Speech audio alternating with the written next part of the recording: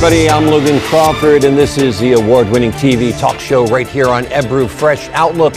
Hillary beats Bernie in the latest round of primaries, and Trump trounces Rubio in Florida, dominates the GOP contests overall.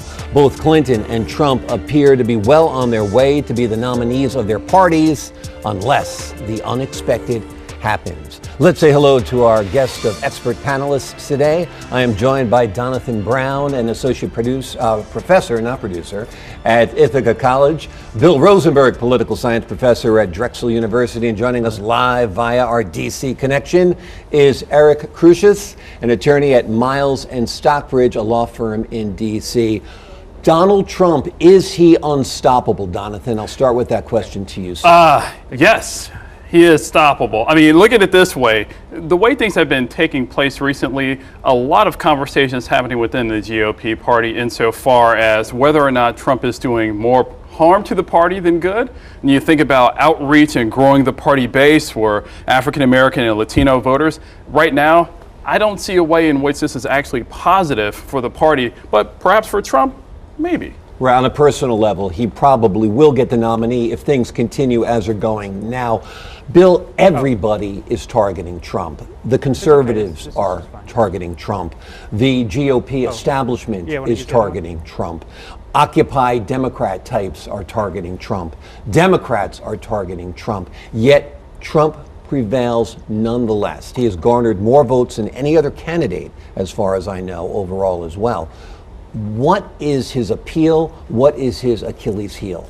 Okay, well, first of all, just to the last point, he actually has not garnered more votes than anyone. Hillary Clinton actually has more votes. But it's only split between two people in that contest. Yep. Right. In the Republicans, he certainly is well out in front in terms of the number of votes over his rivals. The issue with Donald Trump is that while he has all of these people attacking him, it's almost his badge of honor. Okay, he is basically running against the establishment. He's running against the man, even though he is the man. Okay, so it's kind of an irony that goes on. And I think that what we have to really recognize is that every time we see these groups going after him, for his true base, which is basically a white, underemployed, unemployed, less successful person in the classical sense of socioeconomic status, it emboldens them to want to be supportive of him even more because they feel that they don't have a voice anymore. They feel that they've lost a person who is going to represent them, and he is their ideal. Whether he is or not is a totally different question, but that's the way they see it. So when we see these demonstrations, we see people probably getting driven even more to be supportive of him. Okay, his base gets even more embodied to come out and vote, and that's really why he's doing so well.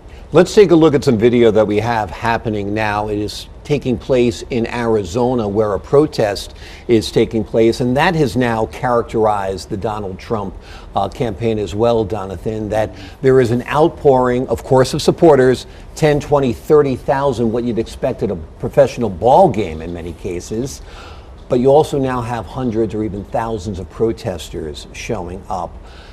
It's a tricky situation because the supporters do have a right to be there.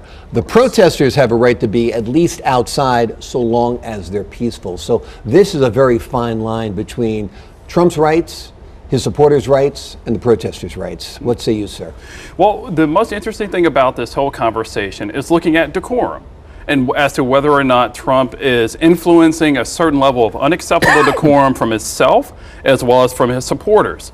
I think it's very interesting when we see individuals hurt or who become injured at his particular rallies and events, and at the same time we hear very little. If nothing else, we hear something like, well, if I don't get the nomination, of course, then, well, there may be a little more violence. There may be riots, amongst other things. That, to me, is behavior unbecoming of anybody seeking to be president or a public official to begin with. Okay, let's turn the conversation to Eric Crusius, who's joining us from D.C. You've been listening in on our thoughts. One of the things that Donathan has just brought up is that Donald Trump said people will be rioting if he is not given the nomination, if he happens to be shy 100 delegates or so. To me, it sounded like hyperbole. Other people are taking it literally. What say you, sir? I think it's an interesting point, and some of the points that were brought up earlier too. You have a candidate who, the more he's attacked, it seems like the better he does. And I think a lot of his supporters who, as somebody mentioned earlier, are maybe in a lower socioeconomic class right now, see some parallels in their own lives to Donald Trump. They're attacked, they're pushed back down, maybe life hasn't gone as well for them as they've wanted to, and they see the parallel in Donald Trump where the more he's attacked and he pushes back, it's kind of like he's fighting for them. And when you look at the rioting in the streets comment, I think people are taking those things a little bit too literally. I don't think that Donald Trump is actually going to wish that there's rioting in the streets, at least I hope not. But I see a lot of instances where folks maybe take his comments too literally, and we should take it for what it is, and a lot of times it's just not necessarily a show, but entertainment for the masses, so to speak. All right, Eric, we'll back to you in just a second. Bill, I got to tell you, I feel the progressive left controls the media so strongly in this country that if you are against Hillary, you're a misogynist. If you don't think Bruce Jenner is beautiful dressed like a woman, then you're transphobic. If you support a strong immigration policy in this country, you're xenophobic. If you are against the Black Lives Matter movement, thinking that it should be all lives matter, well, then you're a racist. So if those are the parameters that are set up by the left, anyone who feels contrary to that is not only wrong, they're guilty of a hate crime. What do you think, sir? Well, I would counter by saying, first of all, that the biggest problem that Donald Trump probably has is now he's at war with Fox News, which is not the liberal media. Okay, so the liberal media, they are literally, Megyn Kelly is trying to build a career on taking down Donald Trump. Well, they're also, I mean, I can't go into the specifics of her intent with her career, but what I can say is that if the attack was on MSNBC rather than Fox, we'd be having a little bit of a different conversation. And the points that you made are interesting, but they're also the talking points of Donald Trump supporters, okay? And that's they're feeling that they're losing their society. And the reality is they are numerically becoming a smaller and smaller part of society. If you go back and you look 20 years ago, the population that was voting population was perhaps 70% black, 70% white. Now it's about 60% white. And the demographics are clearly skewing away from white males having sort of this strength to basically decide politics in the United States. The other thing that I would suggest is when we think about what's going on right now, we have an emboldened Trump who wants to go against the establishment. He is very much in the establishment. He's the one who's been paying for candidates on both the Democratic and Republican sides. He's been that power broker. He hasn't really provided issue positions. He's provided rhetoric. Every state he goes to, I love the people of Iowa, I love the people of Florida, people in Utah are the greatest. But everyone's still waiting to hear what he has to say. And in fact, there's actually a brewing controversy because he's supposed to speak at the AIPAC conference that's coming up. The AIPAC is the American Israel policy group that basically is very staunch pro-Israel. And they've been successful at always being bipartisan.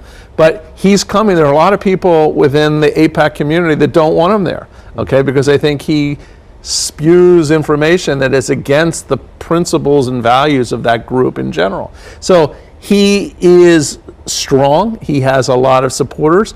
But at the end of the day, he's going to have to appeal to a mainstream base, not just his own base within the newly culled Republicans, and hopefully, if he's like Ronald Reagan, from his point, to be able to chip off some Democrats who are more conservative. The question is, will that happen? And I think it's probably unlikely to. If you look at the betting odds that different sort of exchanges run, he's got a very low chance of winning the presidency. He's got a pretty good chance, though, of winning the nomination. And several months ago, it looked like he didn't have that at all.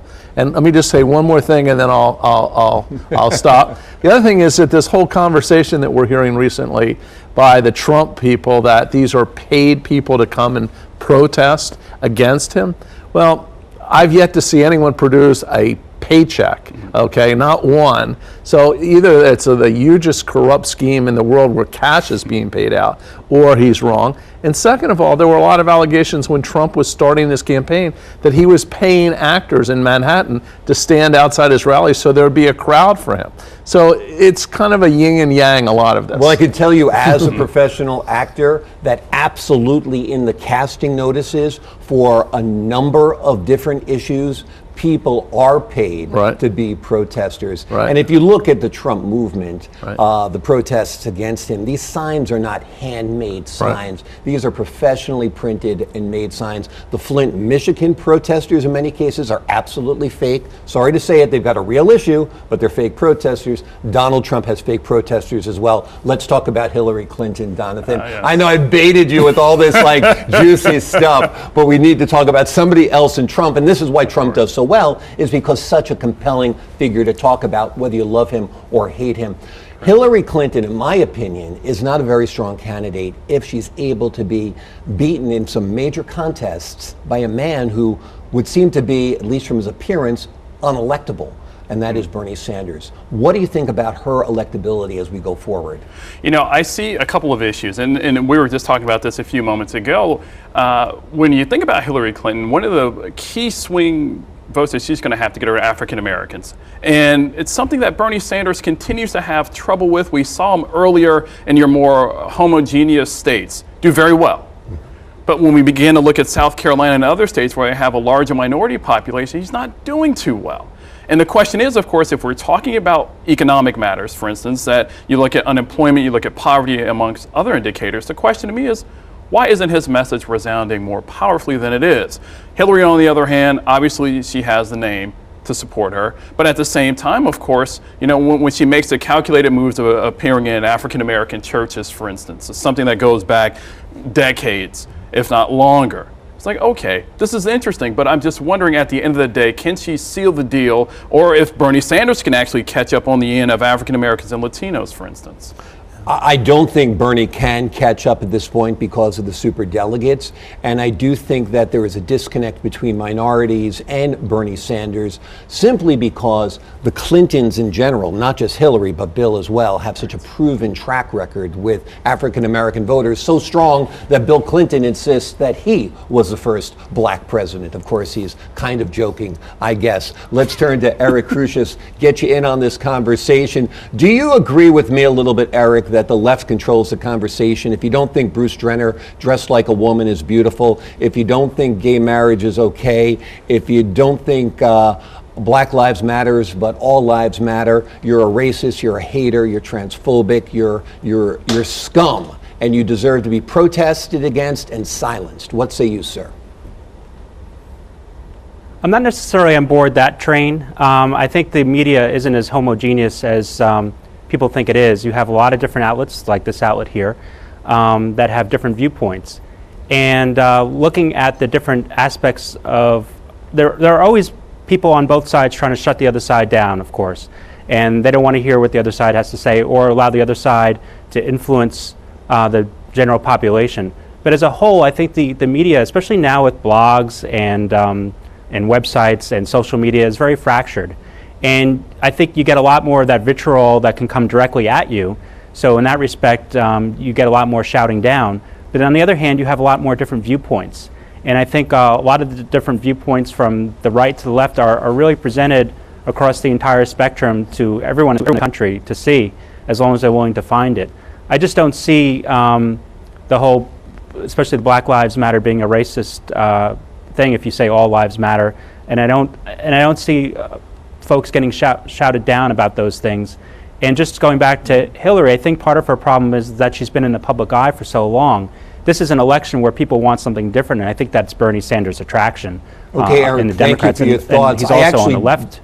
Disagree with Eric a little bit there. If you don't say Black Lives Matter, you're a racist, because if you say all lives matter, that's not inclusive enough. But that's obviously a discussion for another day, but it has become part of the political spectrum. Well, what happened was that Bernie Sanders and Hillary were pushed to say Black Lives Matter when they were saying all lives matter. And I think it was more an issue really of political convenience, not to keep the argument going on, just say it and move on.